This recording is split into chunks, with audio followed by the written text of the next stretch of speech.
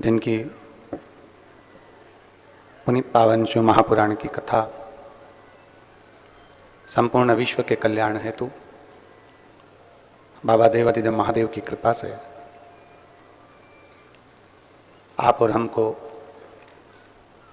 संपूर्ण विश्व के कल्याण हेतु श्रवण करने का सौभाग्य प्राप्त हुआ है। बड़े भाग्यशाली हैं सभी श्रोता भाई बहन जो इस पवित्र पावन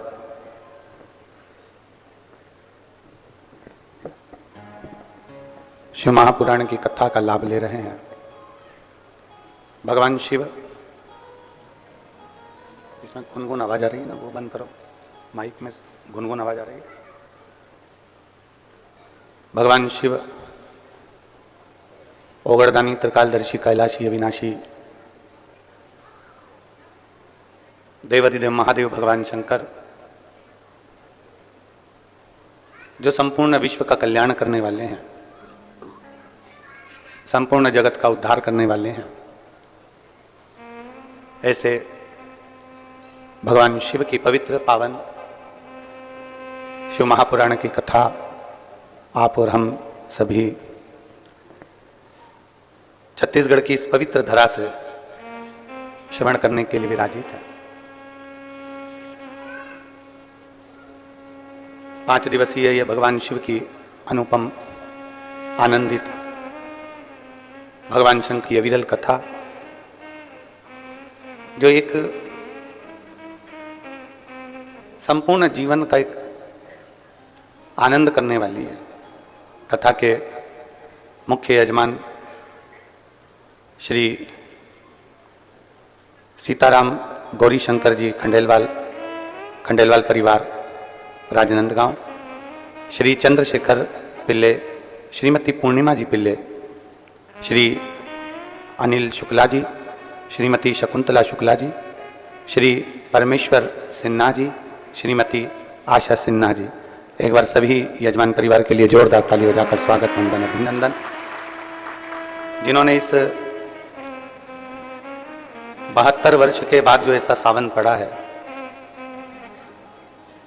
उस श्रावण के इस पवित्र अवसर पर यजमान पद ग्रहण किया है। कहीं ना कहीं भगवान देवादिदेव महादेव की कृपा करुणा, उनकी उदारता जो कहीं पूर्वजों का आशीर्वाद रहा है और पुण्य देवादिदेव महादेव की कृपा से एकाग्रित हुआ है, तो ये सभी परिवार यजमान पद ग्रहण करे हैं। छत्तीसगढ़ की इस पवित्र धरा पर ऑनलाइन शिव महापुराण की कथा संपूर्ण छत्तीसगढ़वासी ही नहीं, संपूर्ण विश्व इस कथा का लाभ ले रहा है। कौटि कौटि पुण्य हमारे और आपके प्रबल हुए हैं, जिससे आप और हम सभी मिलकर भगवान शिव की अविरल कथा का लाभ ले रहे हैं। कल 2 अगस्त को पवित्र श्रावण महीने की शिवरात्रि का उत्सव मनाया।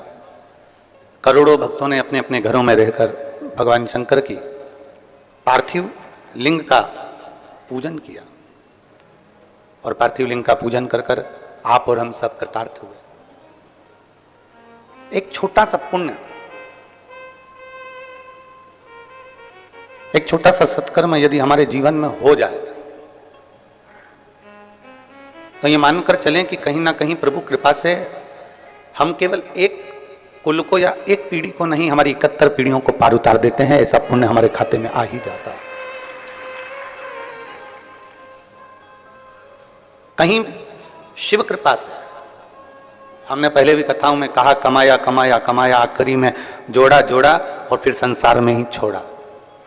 उसका भोग हमने नहीं किया, उस भोग से हम वंचित रहे। पर कमाने के बाद यदि कहीं आप और हम कहीं अच्छी जगह पर पहुंच जाएं, अच्छी जगह बैठ जाएं, तो ये समझिए कि ये कहीं हमारे पूर्वजों का, हमारे माता पिता की पुण्याई है। एक आप लोगों ने देखा होगा, जितने भी श्रोता भाई बहन आस्था चैनल पर कथा सुन रहे हैं, फेसबुक यूट्यूब पर कथा श्रवण कर रहे हैं, आप लोगों के स्मरण में होगा कि ऊंट वाले आते हैं, भेड़ वाले आते हैं, भेड़ चराने के लिए आए, ऊंट वाले ऊंट लेकर भेड़ लेकर आए और जंगल में भेड़ चराते हैं।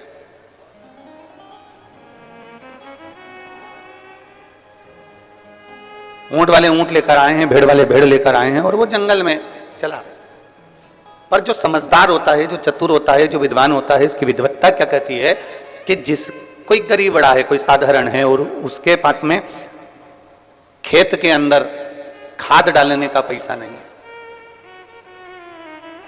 उसके पास में खेत में दवाई डालने का पैसा नहीं है, खाद डालने का पैसा नहीं है, तो वो चतुर व्यक्ति क्या करता है कि वो ऊंट वाले से कहता है, भेड़ वाले से कहता है, भैया तुम एक काम करो, ये भेड़ों को हमारे खेत में ठहरा दो, इन भेड़ों को हमारे खेत में इनको बिठा दो। यदि आप इन भेड़ों को हमारे खेत में बिठा दोगे, इन भेड़ों को हमारे खेत में अगर विराजमान कर दोगे, बिठा दोगे, ये आवाज आ रही ना गुनगुन, ये बंद करो ना।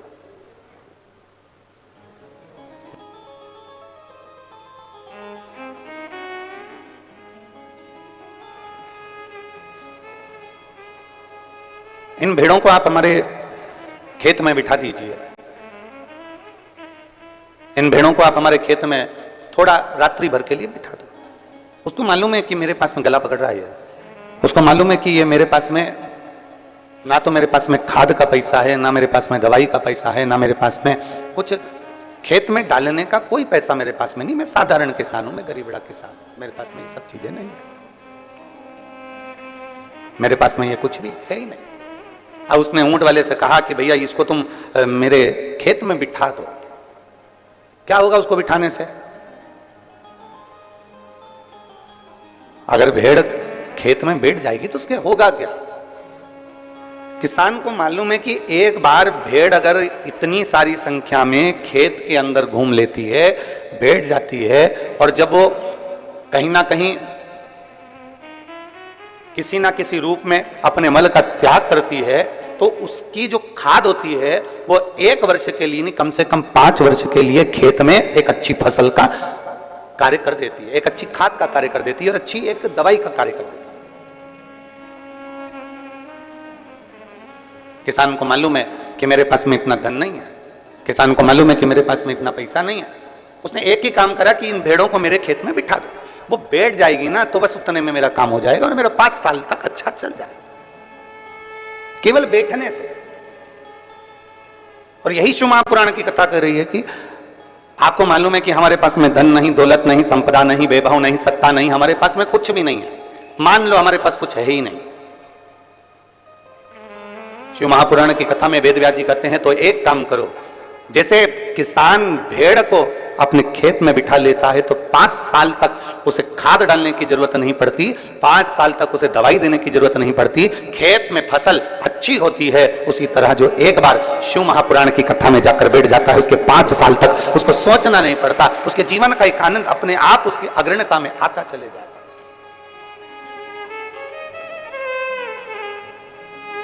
अपने आप वो आगे बढ़ता चले जाता, अपने आप लोग तो ये शास्त्र में तो हम लोग भेड़ का अगर चरित्र पढ़ रहे हैं तो 5 साल का बोलते हैं, पर शिव महापुराण की कथा तो यहां तक कहती है कि आपने अगर भगवान शिव की पवित्र कथा में, भगवान शंकर के मंदिर में, भगवान शंकर के शिवालय में, भगवान शंकर के भक्त के लिए, शिव भक्त के लिए शिवालय में या कथा में या अन्य रूप से अगर हमने 98 भी खर्च करी है तो उसको एक छोटी सी डायरी में लिख के रख लेना चाहिए कि हमने इतनी तारीख को ये रुपया यहाँ खर्च किया है, पुराण में, शिवालय में या शिव भक्त के लिए किया गया है, उसको लिख कर रखो। 3 महीने बाद जब हमको आपके आसपास में कथा हो तो जरूर बताना कि मैंने इतना दिया था, मेरे बाबा ने उसको बढ़ाकर चौगुना कर दिया कि नहीं।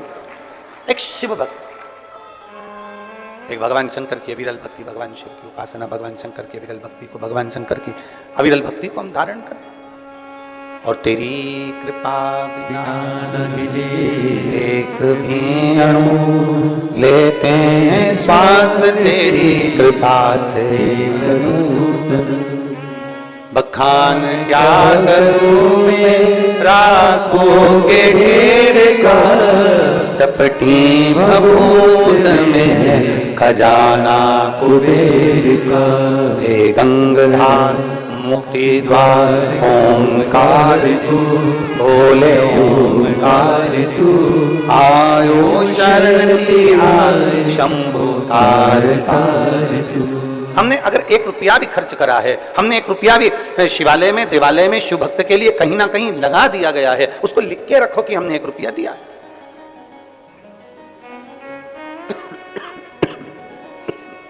हमने 1 रुपया समर्पित किया। साधारण नहीं है शिव पुराण और साधारण नहीं है शिव भक्ति।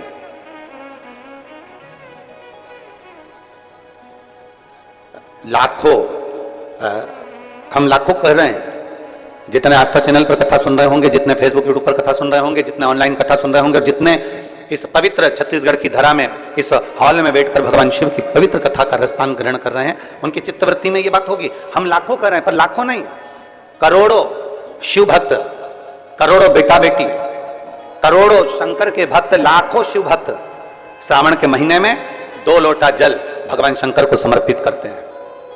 लाखों भक्त, करोड़ों भक्त 2 लोटा जल भगवान शिव को समर्पित करते हैं। अब उन शिव भक्तों से पूछा जाए कि तुमने पिछले वर्ष भी कावड़ भरी थी, तुमने पिछले वर्ष कावड़ भरी थी, उस कावड़ का फल क्या मिला? तुमने पिछले वर्ष 2 लोटा जल चढ़ाया, उस 2 लोटे जल का फल क्या मिला? कोई उनसे पूछे कि शिव पुराण का, शंकर की अविरल भक्ति का फल क्या है?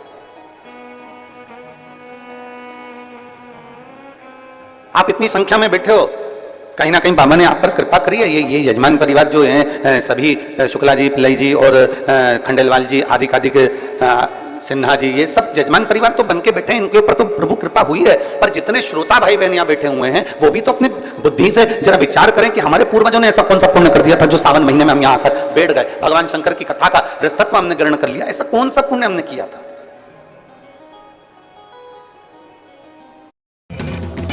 Say goodbye to glitches, hello to seamless.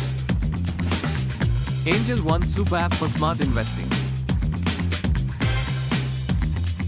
Investments in securities market are subject to market risks. Read all the related documents carefully before investing.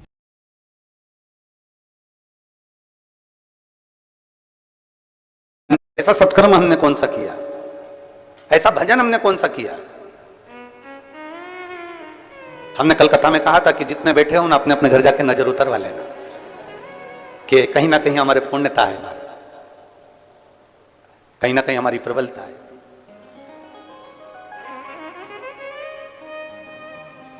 और बड़ी, वो कहते हैं, सोने की चेन अगर गले में पड़ी हुई है या सोने का मंगलसूत्र पड़ा हुआ है, तो उसको देखकर चोर तुम्हारे करीब में आता है। और मान लो सोने की चेन है ही नहीं, सोने का मंगलसूत्र है ही नहीं, रुद्राक्ष धारण कर रखा है या तुलसी की माला पहन रखी है, चोर आएगा बाजू में, उसको मालूम है 5 रुपए की तो बाजार में मिल जाती है, 10 रुपए की तो बाजार में मिल जाती है। जब कोई व्यक्ति मरता है तो मरने वाले व्यक्ति के शरीर पे से सारा सोना रात को ही उतार लिया जाता है, संपूर्ण सोना।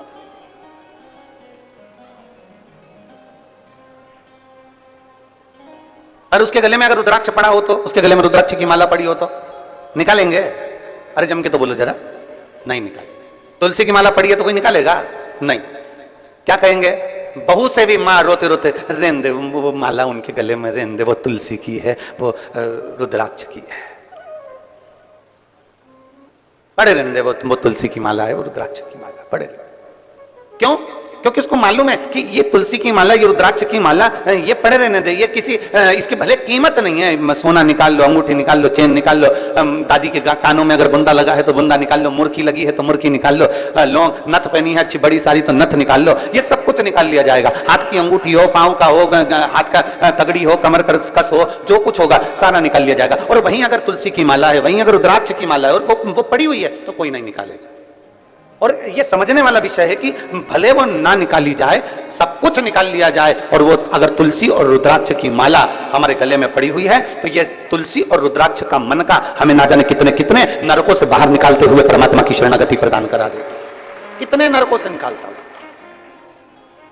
और मैंने तेरे ही भरोसे बाबा, तेरे ही भरोसे हवा बिच उड़ती जावागी बाबा, डोर हथ छड़ी ना मैं कट्टी जावागी, भोले मैं तेरी भक्त, शंभू मैं तेरी पतंग हवा बिच उड़ती जावांगी बाबा डोर हथों छड़ी नावे में कटी जावांगी।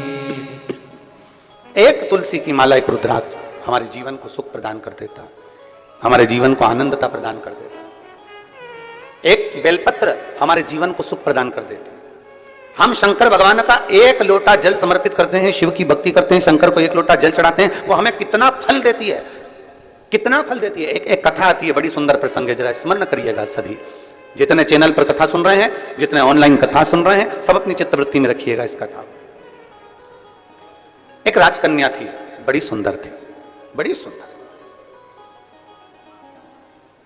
और राजकन्या इतनी सुंदर, इतनी बढ़िया, इतनी सुंदर, इतनी सुंदर, वो राजकन्या इतनी सुंदर कि उसको देखकर देवता भी आकर्षित हो जाए। इतनी सुंदर राजकन्या, इतनी सुंदर। अब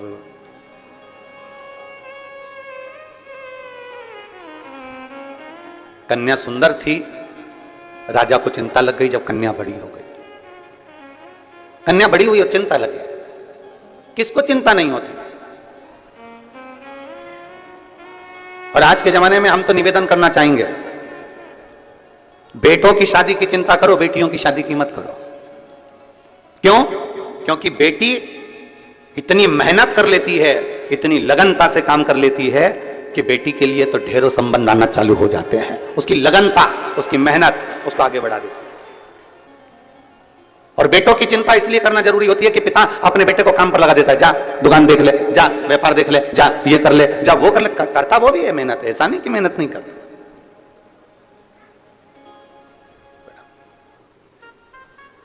करता वो भी मेहनत है, बिठाओ। ऐसा नहीं कि वो मेहनत नहीं करता है, उसके पास में मेहनत करने का कुछ क्रम नहीं होता, वो मेहनत करता है, करता। पर चिंता हमें बेटी की नहीं, चिंता हमें बेटे की रहे। बेटी अगर लगनता से मेहनत कर रही है, अपने पिता के कार्य के प्रति जागरूक है, अपने पिता के वचन के प्रति जागरूक है और अपने पिता के बोले हुए शब्द के प्रति जागरूक है, तो फिर बेटी की चिंता नहीं रहती, फिर बेटी की चिंता नहीं। शिव पुराण कह रही है, भगवान शंकर का संवाद कर रहा है, भगवान उग्रदानी का संवाद कर रहा है, भगवान शंकर की पावन कथा कर रही है। राजकन्या इतनी सुंदर थी, इतनी सुंदर राजकन्या कि उसको देखकर देवता भी आकर्षित हो जाए, इतनी सुंदरता उस राजकन्या में, इतनी सुंदर। और फिर निवेदन आप सबसे, क्रीम की चमक, क्रीम की चमक कुछ दिन की रहती है, और यदि अच्छे कर्म करे हैं तो वो चमक तुम्हारे मरते दम तक रहती है, वो अंतिम समय तक है। बोल बम का नारा है, इतना धीमे बोलोगे तो कल्याण तुम्हारा है। बोल बम का नारा है, सारी समस्या का हल। क्रीम की चमक थोड़े दिन की है, पर अच्छे कर्म की चमक तुम्हारी जिंदगी भर की है, जीवन भर की।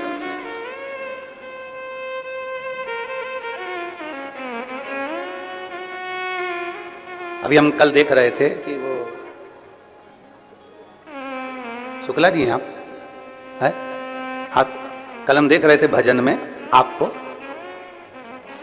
धर्मपत्नी का तो नहीं कर रहे, पर आपको हम कह रहे हैं। जब भजन चल रहा था, आपको किसी से मतलब नहीं था, पर आपका नृत्य शंकर को रिझाने के लिए ऐसा जोरदार कमर से आनंद लेते हुए नाच रहे थे कि हमारा भी मन कर रहा था कि हम भी नीचे उतर कर आपके साथ आ जाए। इतनी इतनी भोलेपन से, इतनी सहजता से। और अवस्था देखो क्या कितनी होगी, कितने साल के हो? 66। नजर उतरवा लेना। प्रणाम। आ जाइए, महाराज जी को लिया 2 मिनट माला पहना दो। एक सहजता का भाव, एक सरलता का भाव, एक नम्रता का भाव, एक विनम्रता का भाव।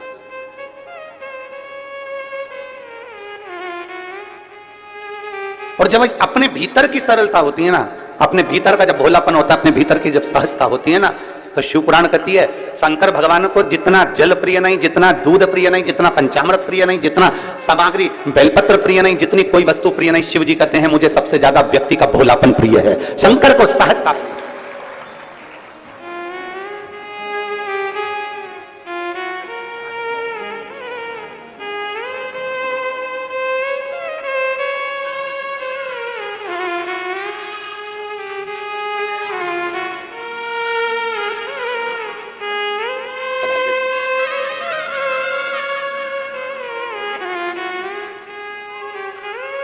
शिव तत्व की प्राप्ति, भोलापन जितना होगा आपके भीतर, वो सहजता का भाव शिव के करीब लेकर जाए। जितने भोले होगे आप उतने शंकर के पास हो। पर निवेदन एक ही है, भोले भोले के लिए बनो। संसार के लिए भोले बन जाओगे तो लोग तुम्हें पीछे धकाना चालू कर देंगे और एक कोने में ले जाकर छोड़ देंगे। फिर निवेदन करूंगा, फिर निवेदन, भोले भोले के लिए बनो।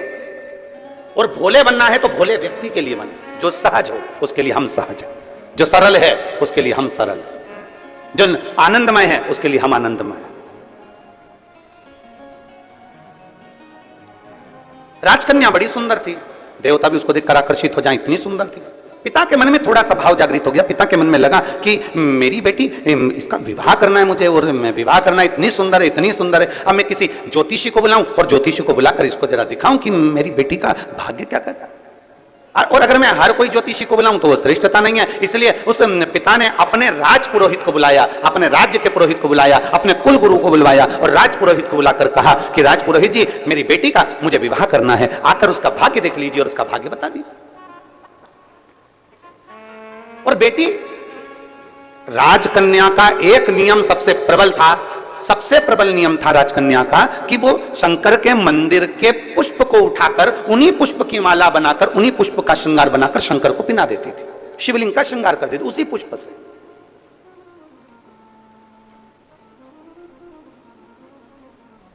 जैसे आजकल तो खैर मंदिर में बेलपत्र मिलना बड़ा कठिन हो गया। आपके राजनांदगांव के मंदिर में मिलता है क्या बेलपत्र? मंदिर में चढ़ा हुआ मिल जाता है क्या? आजकल तो बहुत कठिन हो गया, लोग चढ़ाते हैं और उठा के ले जाते हैं, बहुत मुश्किल हो गया। यदि भूलवश भी अगर कोई व्यक्ति मंदिर में बेलपत्र चढ़ा हुआ है और बेलपत्र उसने एकत्रित कर लिया मंदिर के अंदर ही, और मंदिर में बेलपत्र एकत्रित कर कर धागा लिया और उस कच्चे धागे में, उस कच्चे धागे के अंदर अगर उस बेलपत्र की डंडी को पीछे से उसने एक एक साधारण सी गांठ लगाकर उस बेलपत्र की माला को सिद्ध कर लिया, हल्की सी कच्चे सूत की गांठ लगाते लगाते मंदिर की चढ़ी हुई बेलपत्र को, शंकर पर चढ़ी हुई बेलपत्र को, शंकर की चढ़ी हुई बेलपत्र को ही उसने गांठ लगाकर जब माला सिद्ध कर ली और सिद्ध कर कर अगर वही माला भगवान शंकर को अर्पित कर देती है तो कहते हैं कि हमारा फिर पुनर्जन्म होता ही नहीं है, इस संसार सागर से हमारी मुक्ति हो ही जाती है, पुनर्जन्म से हम छूट जाते हैं। जैसे जगत गुरु शंकराचार्य जी कहते हैं पुनरपि जननम पुनरपि मरणम, उस प्रपंच से छुटकारा। अब कई लोग ऐसे होते हैं कि वो पत्ती में छेद कर देते हैं, नहीं। शिव महापुराण की कथा कहती है चाहे बेलपत्र हो चाहे तुलसी पत्र हो, चाहे बेलपत्र हो चाहे तुलसी पत्र हो, इन दोनों पत्ती के अंदर सुई को नहीं पिरोना चाहिए। बेलपत्र के अंदर भी सुई को नहीं डाला जाता और तुलसी पत्र के अंदर भी सुई को नहीं डाला जाता, दोनों पत्र में। हाँ, कच्चे धागे से आप उसमें डंडी में गांठ लगाकर भगवान शंकर को माला धारण कर सकते हो, पर कौन सी बेलपत्र? फिर से बोलो जरा जम के, कौन सी बेलपत्र? जम के आवाज आना चाहिए। जो शंकर भगवान पर चढ़ी हुई है वही बेल। धोया, माला सिद्ध करी और वही माला मेरे देवाधिदेव महादेव को समर्पित कर दी, वही माला। नमामि शमीशा निर्वाण रूपम विभुम व्यापकं ब्रह्मवेद स्वरूपम।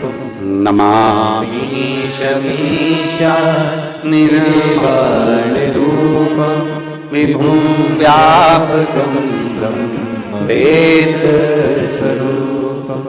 नमः शिवाय, ओम नमः शिवाय, नमः शिवाय, ओम नमः शिवाय। नमामि शमीशा निर्वाण रूपम विभुम व्यापकं ब्रह्मवेद स्वरूपम।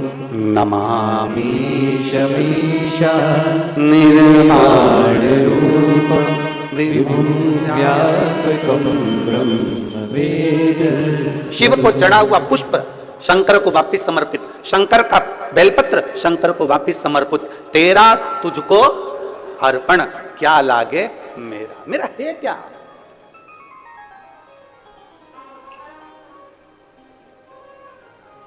अब एक व्यक्ति पत्र लिखा भिलाई में, उसने एक पत्र में बात लिखी कि गुरुजी आप कहते हो शंकर का चढ़ा फूल चढ़ा दो शंकर जी को, शंकर की चढ़ी बेलपत्र चढ़ा दो शंकर जी को, तो ये तो झूठा हो जाता है, ये तो बेकार हो जाता है। हम उस बच्चे से कहना चाहते हैं, अगर वो कथा सुन रहा होगा ऑनलाइन तो उसकी चित्तवृत्ति में यह बात होगी। दुर्ग का वो बेटा है, अगर उसने बात कथा सुन रहा होगा तो उसके स्मरण में होगा कि आप कह रहे हो कि बेलपत्र झूठा हो गया, शंकर भगवान को चढ़ा फूल झूठा हो गया और वापिस शंकर भगवान को दे दिया। तो हम पूछे अच्छा भगवान ने लिया क्या? दूध, वो भी गाय के बछड़े का झूठा है। दूध निकालने वाला एक एक ग्वाला एक एक किसान जानता है, पहले बछड़े को छोड़ा जाता है, दूध जब नीचे आता है तब वो निकालता है। बछड़ा अपना मुंह लगा देता है, झूठा दूध निकाला गया है। जल मछली ने झूठा करा, फूल भौरे ने झूठा करा।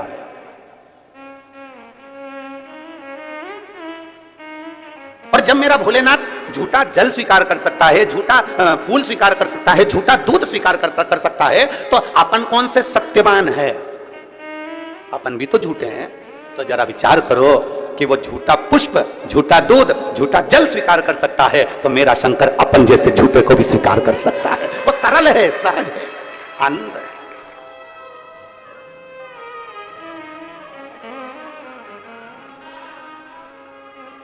जो बहुत भगवान के सामने जब भी जाओ ना, पूरा पूरा अपना अभिमान, पूरा अहंकार, पूरी अभिमत्ता सब बाहर छोड़ दो, सब कुछ बाहर।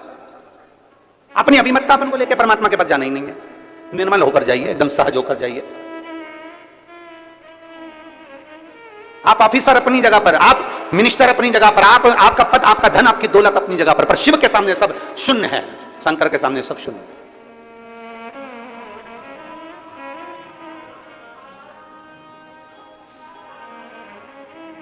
विचार करिएगा। बच्चा कहता है कि सब ये झूठा, हम कहते हैं झूठा नहीं, भगवान उसको स्वीकार करता है। एक शंकर पर चढ़ी हुई बेलपत्र 5, 7, 8, 15, 20 मिल भी गई और उसकी अपने माला तैयार करके शिव को समर्पित भी कर दी, तो ये श्रेष्ठता है उसमें। राजकन्या इतनी सुंदर थी, उसका एक काम था, बाल्यवस्था से 4 वर्ष की जब राजकन्या थी तब उसने अपने कहीं सखी के, कहीं सहेली से सीख लिया था कि मंदिर में पुष्प पड़ा है, उससे श्रृंगार कर दिया, रंगोली बना दी, वही फूल से भगवान की जलाधारी का श्रृंगार कर दिया, वही पुष्प से शिव का श्रृंगार कर दिया। राजकन्या धीरे धीरे धीरे धीरे बड़ी होती चली गई, कन्या बड़ी हो गई, कन्या बड़ी हो गई, मंदिर में जाती, श्रृंगार करती, भगवान का सेवा करती। पिता को चिंता लग गई कि मैं अपनी कन्या का विवाह किससे करूं, इसको किसको समर्पित करा जाए, किसको दिया जाए। और फिर निवेदन है, राजा जनक जैसी चतुरता लाकर रखना अपनी बुद्धि में। बेटी का विवाह करने से पहले राजा जनक जैसी विद्वत्ता लेकर आओ। राजा जनक ने एक संकल्प किया था, मेरी बेटी का विवाह मैं उसी के साथ करूंगा जो धनुष को उठाएगा, चढ़ाएगा, मैं बेटी उसको ब्याह दूंगा। राजा जनक जी ने ऐसा विचार क्यों किया? क्योंकि राजा जनक की बेटी माता जानकी जी जब 4 वर्ष की थी तब राजा जनक जी ने अपने सेवकों से कहा था, धनुष के नीचे का भाग लीप कराओ, पोंछ कराओ, आज मुझे पूजन करने आना है। सेवक गए, धनुष को 10-10 हजार सेवकों ने उठाया, पर धनुष उठा नहीं। सेवक वापिस आ गए, सीता जी खेल रही थी। 4 वर्ष की सीता जी को देखकर कहा, सेवकों ने तुरंत कहा, जानकी जी पिताजी आए तो कह देना हमने धनुष के आसपास का लीप दिया, पर धनुष हमसे नहीं उठा, इसलिए उसके नीचे हम गोबर से नहीं लीप पाए। आप कह दोगी ना? सीता जी ने कहा, क्या काका तुमसे धनुष नहीं उठा, चलो मैं उठाती हूं, तुम लीप देना। सीता जी गई, 4 वर्ष की माता जानकी जी ने अपने उल्टे हाथ से धनुष को उठा लिया, सीधे हाथ में गोबर लेकर लीप दिया और धनुष को रख दिया। जनक जी जब पूजन करने के लिए आए, जनक जी जब पूजन करने के लिए आए तो जनक जी ने देखा कि आज धनुष के नीचे का भाग पहली बार लिपा हुआ है, ये किसने लीप दिया? सबने कहा जानकी जी ने लीपा। जानकी, 4 साल की जानकी, बुलाओ सीता को। जानकी को बुलाया, जानकी बेटा तूने ये धनुष कैसे उठा लिया? उसने कहा पिताजी बिल्कुल सरल था, उल्टे हाथ से सीता जी ने अपने पिताजी के सामने धनुष उठाया, गोबर लिया और लीप के बताकर धनुष को रख दिया। जनक जी ने विचार कर लिया, मेरी बेटी अगर उल्टे हाथ से धनुष उठा सकती है तो इसका पति वो होगा जो धनुष को उठाएगा, चढ़ाएगा, तोड़ देगा, मैं बेटी उसके साथ ब्याह दूंगा। अर्थात जनक जी जैसी विद्वत्ता लेकर आना है। अपनी बेटी विद्वान है तो उससे दुगना विद्वान उसका वर होना चाहिए, अपनी बेटी ज्ञानवान है तो उससे दुगना ज्ञानवान उसका वर होना चाहिए, अपनी बेटी चतुर है तो उससे चतुर उसका वर होना चाहिए, अपनी बेटी सुंदर है तो उससे सुंदर उसका वर होना चाहिए, अपनी बेटी बुद्धि विवेक में प्रबल है तो बुद्धि विवेक में प्रबल उसका वर होना चाहिए। हम क्या देख लेते हैं? एक पेट्रोल पंप देख लो, गाड़ी देख लो, एक बंगला देख लो, ये देख लो, वो देख लो और बेटी का विवाह कर दो। क्या मतलब? अगर तुम्हारी बेटी में विद्वत्ता है और भगवान ने उसको अगर लायक बनाया है तो 4 पेट्रोल पंप खड़े करने की जवाबदारी तुम्हारी बेटी रखती है, उसका दम रखती है। आप इतना सहज में कोई मिलेगा कि नहीं मिलेगा? अच्छा पेट्रोल पंप दिख रहा है, अच्छा पेट्रोल पंप, अच्छी गाड़ी दिख रही है, अच्छा बंगला दिख रहा है, अच्छा धन दिख रहा है, और मालूम पड़े तुमने बेटी का विवाह कर दिया और लड़की शादी कर कर चली गई, और पेट्रोल पंप गाड़ी बंगला तो सब देखा, पर बेटी के लिए बर अच्छा नहीं देखा। रात को 1-1 बजे तक आ रहा है, मालूम पड़े टन्न होकर आ रहा है, दोस्तों के साथ बैठा रहता है, 1 मिनट का समय उसको अपनी पत्नी के लिए नहीं है। जब भी घर में आता है ऐसा बोलता है कि घर में क्लेश हो जाता है, और तुम सोच रही हो कि पेट्रोल पंप से गुजारा हो जाए, तुम सोच रही हो गाड़ी और बंगले से गुजारा हो जाए। एक बात आपसे कहें, बाप बेटी को विदा करता है ना, सारा सोना चांदी कपड़े लत्ते जेवर आभूषण सब देकर भेजता है। बोलो बोलो सही है कि गलत है? जब बाप बेटी को विदा करता है और बाप को मालूम पड़ जाए कि लड़का अच्छा नहीं है, मेरी बेटी का सम्मान नहीं करता, आदर नहीं करता, सत्कार नहीं करता, इसने सब बर्बाद करके रखा, बच्चों पर ध्यान नहीं देता, तो ईमानदारी से बोलो बाप जमाई की इज्जत करेगा? अरे बोलो तो रे, करेगा इज्जत? नहीं करेगा। क्यों नहीं करेगा? क्योंकि मैंने अपनी बेटी को इतना देकर भेजा, बेटी को मैंने सम्मानजनक कर कर भेजा, और मेरे जमाई ने इसकी इज्जत नहीं करी, इसलिए फिर दूसरी बार बाप जमाई का एक बार आदर करेगा, सम्मान करेगा, फिर दूसरी बार आदर नहीं करेगा, सम्मान नहीं। यार सेंसे, मैं इतने लोगों का फॉलो करता हूँ, I don't have any followers. जाता और इसने आदर नहीं करा। उसी तरह परमात्मा है, परमात्मा ने आंख नाक कान पूरा शरीर देकर भेजा, पूरा शरीर दिया, अच्छे से अच्छा दिया। उस बाप ने पृथ्वी पर भेजने से पहले परमात्मा ने अपने को अच्छा बनाकर भेजा, और हम आए पृथ्वी पर और मालूम पड़े काम क्रोध लोभ मोह आसक्ति तृष्णा झूठ प्रपंच क्रोध, दिन भर गुस्सा गुस्सा गुस्सा चिड़चिड़ चिड़चिड़ चिड़चिड़, दिन भर अपशब्द कहना, निंदा करना, बुराई करना, दिन भर उसमें लगा दिया, दिन भर उसमें लगा दिया। भगवान ने सोचा अब तुझे आ तो एक बार तुझे दे दिया, अब की बार दूसरी बार जन्म नहीं दूंगा, बनाऊंगा तो तुझे वही राजनांद गांव में भेजूंगा, पर कुत्ता बना के भेजूंगा, तो चिंता मत कर। स्वान बनाकर भेज दूंगा पर इंसान बना के नहीं भेजूंगा, क्योंकि तूने इसकी कीमत नहीं समझी। ये शरीर तुझे दिया था, 5 कर्मेंद्रिय 5 ज्ञानेंद्रिय और एक मन रूपी शरीर देकर भेजा था, पर तूने इसको संभाला नहीं, उसको जाना नहीं। इतनी अच्छी बेटी दी थी पर तूने उसकी इज्जत नहीं करी, इतनी अच्छी बेटी दी थी इसकी इज्जत नहीं करी, इसको सोना पहनाकर भेजा, आंख नाक कान सब बनाकर भेजा। करोड़पति बेटी दी, 1-1 किडनी 5-5 लाख की दी, करोड़पति बनाकर भेजा, लाखों का सामान देकर भेजा, पर तूने इसकी इज्जत नहीं करी, तो अगली बार तुझे ये दूंगा नहीं, बनाऊंगा, पर तुझे डेज डेज डेज बनाऊंगा। कितनी मेहनत से बेटी की शादी करने से पहले जनक जी की कथा का स्मरण करिएगा, बेटी का विवाह करने से पहले जनक जी की कथा का स्मरण करिएगा कि बेटी समझदार है तो उससे दुगना समझदार उसका बर होना चाहिए। गाड़ी बंगला पेट्रोल पंप जमीन जायदाद नहीं देखना, सबसे पहले देखो कि जिस लड़के के साथ बेटी बिहार है वो लड़का आपकी बेटी की इज्जत करेगा कि नहीं करेगा, आपकी बेटी का सम्मान करेगा कि नहीं करेगा। मालूम पड़े धन तो बहुत है पर क्या करे, क्या पेट्रोल पंप की पेट्रोल को खाएगी, ये गाड़ी बंगले को मुख में लेगी? नहीं। अपने पति के 2 शब्द प्रेम के मिल जाएं, आदर के शब्द मिल जाएं, बस बहुत है। जब दुख की घड़ी आए, जब कहीं बेटी को घर में ताने मिल रहे हो और जगह पर उसका पति एक बार साथ में खड़ा हो जाए, तो बेटी की भी छाती को लगता है कि मेरे साथ कोई है खड़ा होने वाला, कोई है मेरा साथ देने वाला। मालूम पड़े वो तो दोस्त के साथ बेटा है, क्या करे। राजकन्या की शादी करना बड़ी सुंदर है, पर शंकर जी से वो तो स्नेह कर कर बैठी है, शिव जी की पूजन करती है, शंकर भगवान का भजन करती है, शंकर जी की प्रीति रखती है, शिव जी का श्रृंगार करती है, शंकर भगवान का अनुमोदन करती है। अब शंकर भगवान का अनुमोदन कर रही है, शंकर भगवान की प्रीति कर रही है, शिव जी से आराधना कर कर बैठी है। तो अब जरा विचार करिएगा। राजपुरोहित को बुलाया गया और राजपुरोहित को बुलाकर कहा गया, राजपुरोहित जी आइए और मेरी बेटी का भाग्य देखकर बताओ कि इसकी किस्मत क्या कहती है। किस्मत क्या कहती है? राजपुरोहित अपने एक नगर में गांव में कहीं गुरुकुल चला रहे थे। राजपुरोहित बच्चों को पढ़ा रहे थे, बच्चों को पढ़ा रहे, गुरुकुल चला रहे हैं। उनके घर में बहुत सारे विद्यालय में बच्चे पढ़ रहे हैं और राजपुरोहित ने आज बच्चों में से कह दिया कि सुनो, मैं अपने राजा के यहाँ जा रहा हूं, क्योंकि राजा ने मुझे बुलाया उसकी बेटी के स्वयंवर के लिए, उसकी बेटी की शादी के लिए मुझे जाना होगा। राजपुरोहित आज अपना राज्य का सारा स्कूल का जो भी कार्य था वो बंद कर विद्यालय का गुरुकुल का आश्रम से सीधे राजा के भवन में पहुंच गए। राजा के भवन बेटी लगी थी शंकर की आराधना में। नमामि निर्वाण विभुं व्यापकं नमः शिवाय, ओम नमः शिवाय, नमः शिवाय, ओम नमः शिवाय, नमामि निर्वाण रूपं विभुं व्यापकं ब्रह्मवेद स्वरूपं नमः शिवाय, ओम नमः शिवाय, नमः शिवाय, ओम नमः शिवाय। लगी बेटी भगवान शंकर की आराधना, श्रृंगार बना रही है, शिव के मंदिर को सजा रही है, शंकर के शिवलिंग को सजा रही है, भगवान शंकर का श्रृंगार कर रही है, शिव का श्रृंगार।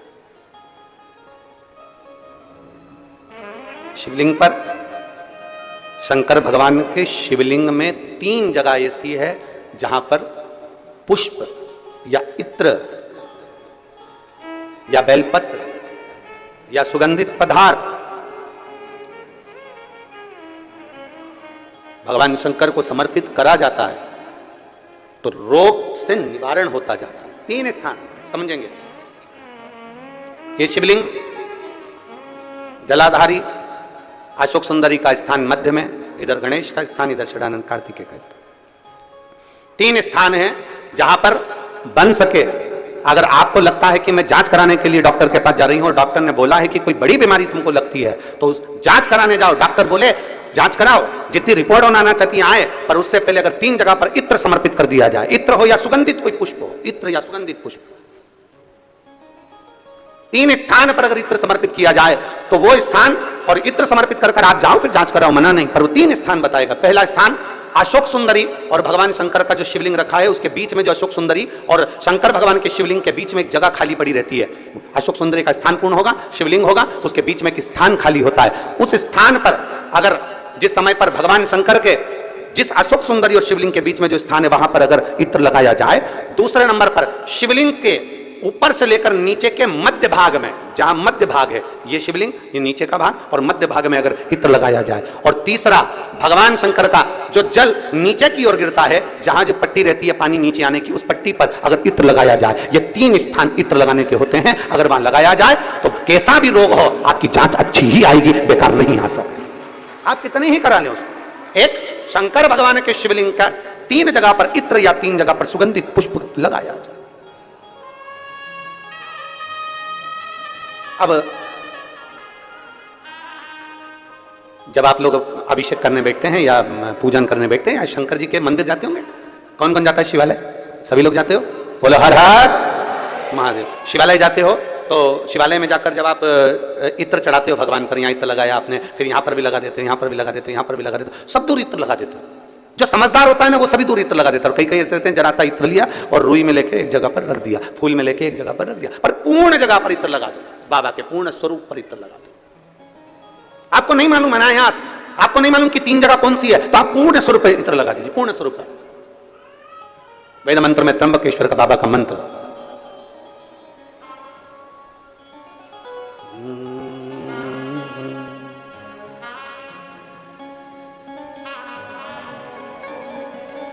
महामृत्युंजय मंत्र, वेद मंत्र का बड़ा सुंदर मंत्र जिसका हम उच्चारण पूर्ण रूप से नहीं करते हैं व्यासपीठ से, उसको हम मंत्र को मन में गुनगुनाते हैं। एक बार आप भी बाबा के मंत्र को मन में गुनगुनाइए।